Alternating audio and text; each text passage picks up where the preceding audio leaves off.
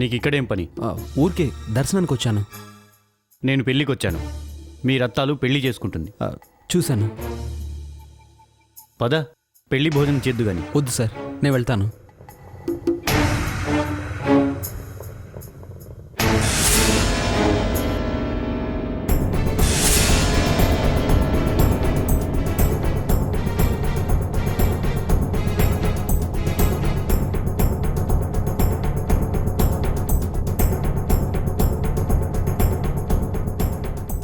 ఆ పాపనేమో పంతులు తన మనవరాలన్నాడు. మరి ఈ పాప ఎవరు? అసలు శాంభవి ఎక్కడుంది? ఏమైనట్టు? అక్క, పాప కాకలేస్తుంది అనుకుంటే తీసుకో. అలాగే అమ్మా. ఎందుకైనా మంచిది, ఓ కన్నేసి ఉంచాలి.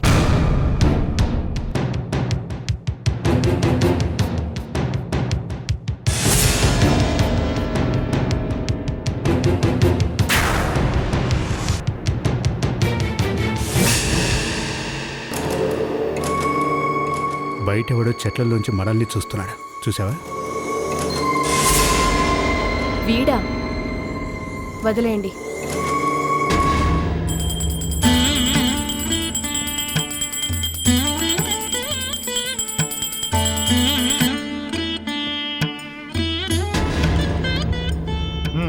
అమ్మాయి మెళ్ళో కట్టండి.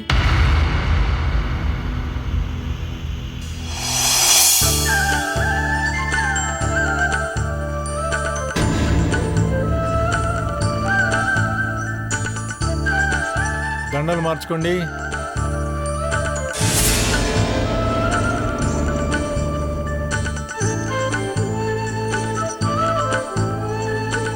శతమానం భవతి శతాయుష్ పురుషస్యేంద్రియే ఆయుష్యేంద్రియే ప్రతిష్టతి. దీర్ఘాయుష్మాన్ భవ, దీర్ఘ సుమంగళీ భవ.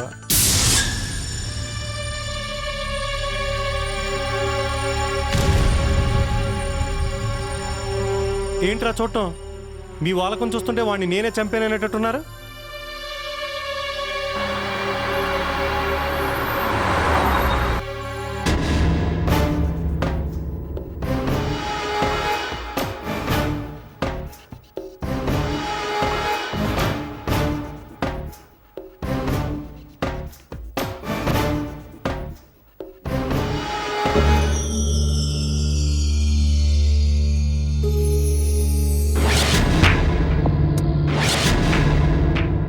అంటే నీకు ఎలాంటి గిల్టీ ఫీలింగ్ లేదా?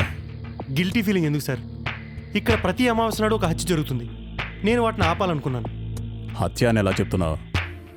చనిపోయిన వాళ్ళు తల పగిలి రక్తం కారి చనిపోతున్నారు సార్. తల ఎవరైనా పగలగొడుతున్నారా? ఏదైనా రాడ్తో కానీ చెక్కతో కానీ తల పగలగొట్టినట్టు ఏమైనా పోస్ట్ మార్టం రిపోర్ట్స్లో ఉందా? తల పగిలి రక్తం కారుతున్నట్టు పోస్ట్ మార్టం రిపోర్ట్లో ఉంది సార్. నీ ఉద్దేశంలో తల ఎవరు పగలగొట్టుంటారు?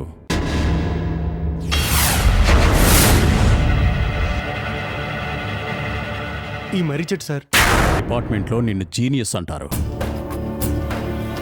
కానీ నువ్వింత ఈడియట్ అని నాకు తెలీదు. సార్, నేను చెప్పేది వినండి సార్. Shut up! నాకింక కోపం తెప్పించుకో. ఈ మర్రి చెట్టు ఏంటి, మనిషిని చంపడం ఏంటి? నీ దగ్గర జవాబు లేదు, నాకు తెలుసు. ఈ కంచె కూడా నువ్వే వేయించావట కదా? అవును సార్. బికాస్ మనకి గవర్నమెంట్ జీతాలు ఇస్తుంది ప్రజల్ని కాపాడడానికి, ప్రయోగాలు చేయడానికి కాదు. సార్, నేను ఈ ప్రయోగం చేసింది ఆ ప్రజల్ని కాపాడడానికే సార్. బికాస్ సరే, నీ సంతోషం కోసం నువ్వు చెప్పిందంతా నేను నిజమని నమ్ముతాను.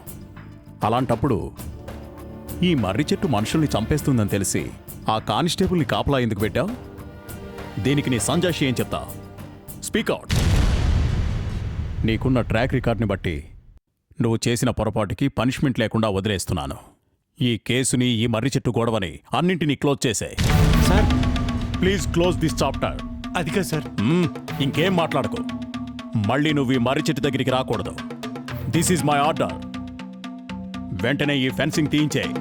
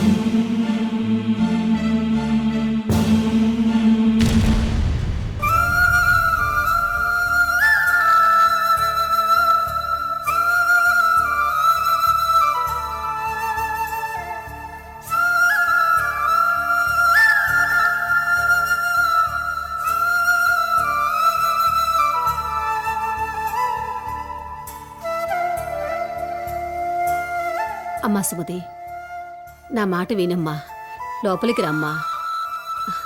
ఒక్క ముద్ద తిందువు గాని రామ్మా.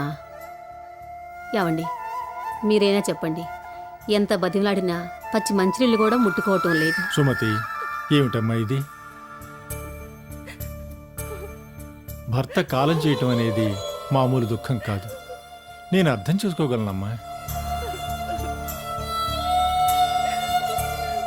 కానీ ఆయన వెళుతూ వెళుతూ నీకొక బాధ్యత అప్పగించి వెళ్ళారని నువ్వే చెప్పావు.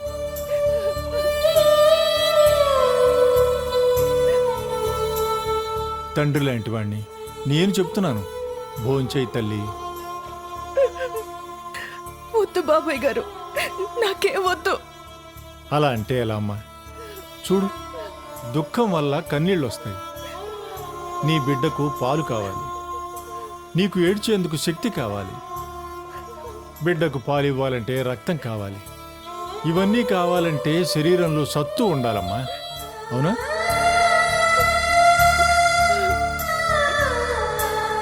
భానుమతి, వెళ్ళి మజ్జిగ తీసుకురా. ఆ,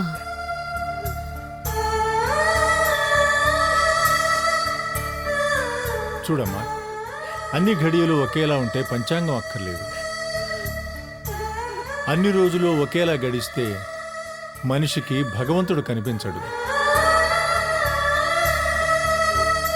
సుమతి, ఇదంతా దైవలీలమ్మా. ఎవరిని ఎప్పుడు ఎందుకు కలుపుతాడో, ఎవరిని ఎప్పుడు ఎందుకు విడదీస్తాడో అంతా ఆయనకే తెలుసు. నీ భర్త పుణ్యాత్ముడమ్మా, అందుకే ఆ భగవంతుడికి త్వరగా ప్రీతిపాత్రుడయ్యాడు. అంతేకాదు, నీ భర్త మరణంలోనూ నువ్వు ఇక్కడికి చేరటంలోనూ ఏదో ఉత్కృష్టమైన కారణం ఉందమ్మా.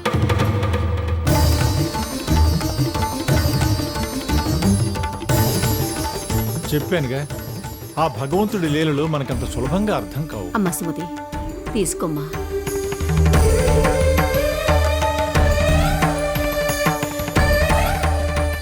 మా సంతానం ఎవరి దారి వారు చూసుకుని వెళ్ళిపోయారు. ఈ గుళ్ళో ఒంటరిగా ఉంటూ ఆ దేవుడి పిలుపు కోసం ఎదురు చూస్తూ మిగతా జీవితాన్ని గడిపేయాలనుకుంటున్న సమయంలో నువ్వు వచ్చావు. భగవంతుడు మాకు మళ్లీ సంతానాన్ని ప్రసాదించాడు అనుకున్నాం. బాబాయ్ గారు, చూసావా, అంత ప్రేమగా పిలుస్తున్నావే, ఆ ప్రేమలో బాధ్యత ఇమిడి లేదు. నా మాట వినాల్సిన అవసరం నీకు లేదు.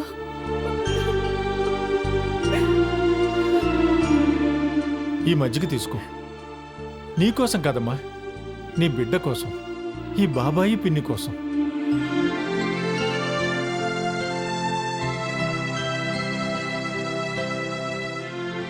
ఈ ఆలయంలో, ఈ దైవ సన్నిధిలో నీకెలాంటి భయం అక్కర్లేదమ్మా. నీకేదన్నా ఆపదొస్తే ఆ దేవుడి సైనికులుగా మేము అడ్డుకుంటామమ్మా. అయ్యో, నేను రేపే వెళ్ళి మీ లాయర్తో మాట్లాడి ఏం చేయాలో నిర్ణయిస్తాను.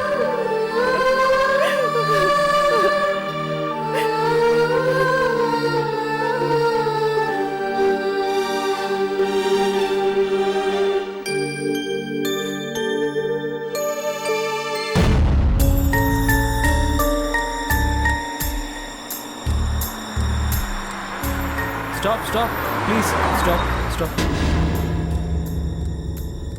కొంచెం సిటీ దాకా లిఫ్ట్ ఇస్తారా please? Thank you.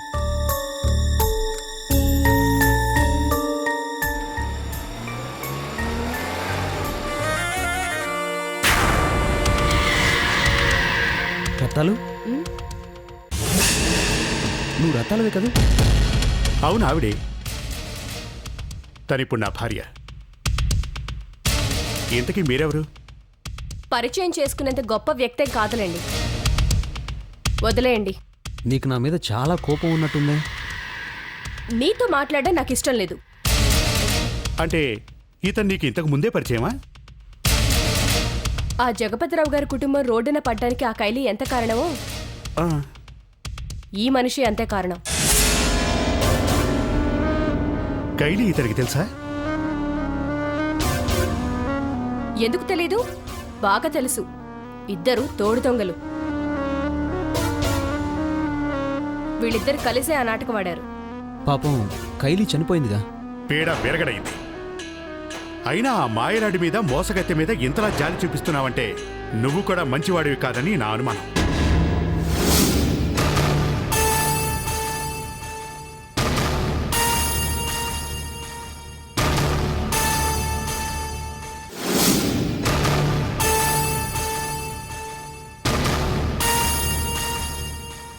Driver, కారెందుకు ఆపావు?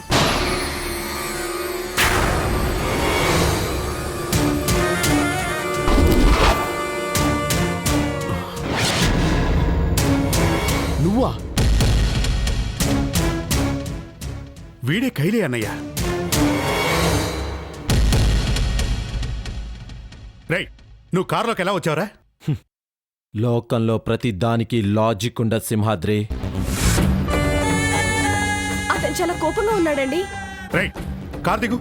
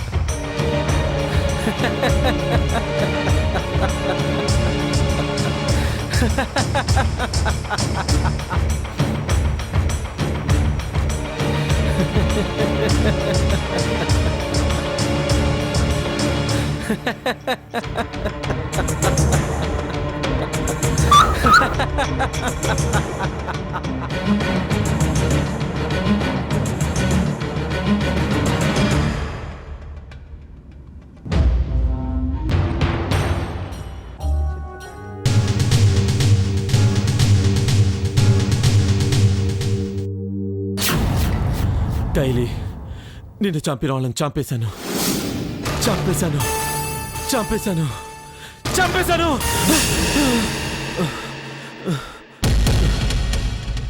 Shut, ఇదంతా కళ. చా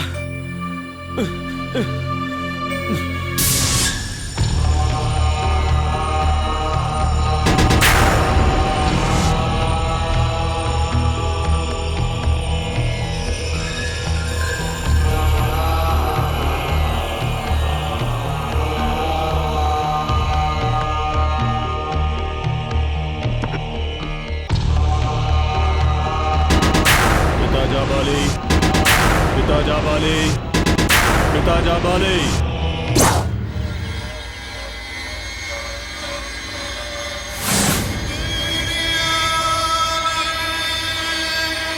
అయ్యా, సగం ఊరైపోయింది. అయినా నువ్వు చెప్పిన పిల్ల జాడ కనిపించలేదు. ఆ పిల్లని మన విశ్వపతికి బలిచ్చేదెప్పుడు పనయ్యేదెప్పుడు? నాకు ఆశ పోతుందయ్యా. నేను మన ఊరికొచ్చేస్తానయ్యా. అరే జుంబా, అందరూ ఆశలు వదులుకున్నప్పుడు మునగాడనేవాడు ఆశ వదులుకోకుండా ముందడుగు వేస్తాడు. నా కొడుకు మునగాడురా. ఏమోనయ్యా, నాకేమీ తెలియట్లేదు. నేను ఈ ఊరొచ్చింది ఆ పిల్లను వెతకడానికో లేదా చేతబడలు బాణమతులు చేయడానికో నాకేమీ బోధపడట్లేదు.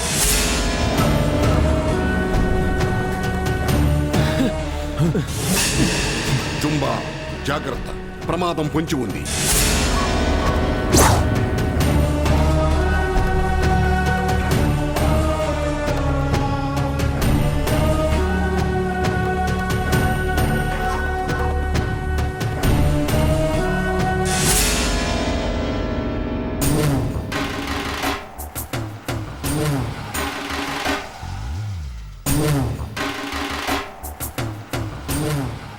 నేను మనుషుల్ని చంపుతాను, నువ్వు కూడా మనుషుల్ని చంపుతావు. అవునా?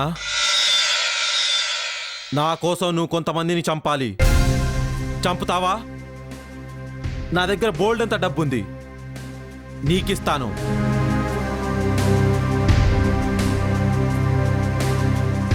నేను వాళ్ళని చంపలేక కాదు, కానీ నువ్వు నాకంటే సునాయాసంగా చంపగలవని నాకు అర్థమైంది.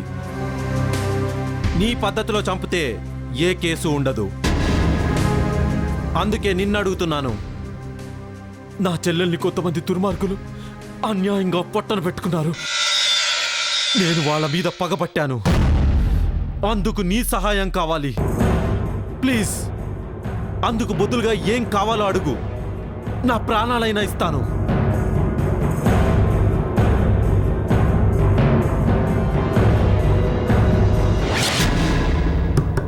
Please come in.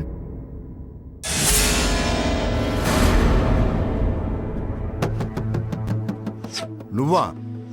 కూర్చోవచ్చా?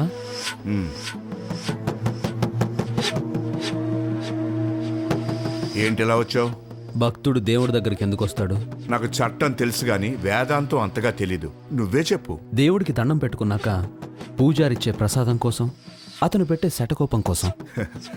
అదే నిజమైతే దేవుడి కంటే పూజారే గొప్పవాడు వాసు. కరెక్ట్గా మ్యాటర్కి వచ్చారు. ప్రస్తుతం మీరే నా పూజారి, నేను ప్రసాదం కోసం వచ్చాను. అడగాల్సిన మ్యాటరు చాలా అందంగా అడిగేవే, బాగానే ఉంది. కానీ నా చేతుల్లో ఏముంది? జగపతిరావు గారు వీలునామా ప్రకారం నీకు ఏమీ రాదు. వీలునామా లేకపోతే వస్తుందిగా. వీలునామా రిజిస్టర్ అయ్యింది. రిజిస్టర్ కాకపోయింటే మీరు కళ్ళు మూసుకునేవారు కదా? తప్పు. నీలాంటి డేగలుంటాయని ఆయనకి నాకు ఎప్పుడో అనుమానం వచ్చింది. లోకంలో నేను ఒక్కడనే లాయర్ని కాదు, మా జాతిలో కూడా నీతి తప్పినవాడు, డబ్బు కోసం గడ్డి తినేవాడు ఎవడో ఒకడు ఉండకపోడు. అందుకే నేనే దగ్గరుండి రిజిస్టర్ చేయించాను.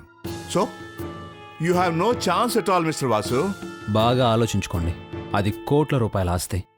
మీరు చూస్తే మామూలు మిడిల్ క్లాస్ లాయర్లా ఉన్నారు. నువ్వు చాలా డాషింగ్గా మాట్లాడుతున్నావే. లాయర్ గారు, 7 అంతస్తుల మేడలో 7వ అంతస్తుకు మెట్లెక్కి వెళ్తే టైం పడుతుంది, ఆయాసం వస్తుంది, కాళ్ళు నొప్పెడతాయి. అదే లిఫ్ట్ ఎక్కితే ఎలాంటి శ్రమ లేకుండా వేగంగా వెళ్ళిపోవచ్చు. మనిషి నైతికంగా మెట్టు జారాక ఎన్ని అంతస్తులు ఎక్కినా అది వేస్ట్ వాసు. నేను అలాంటి వాడిని కాదు.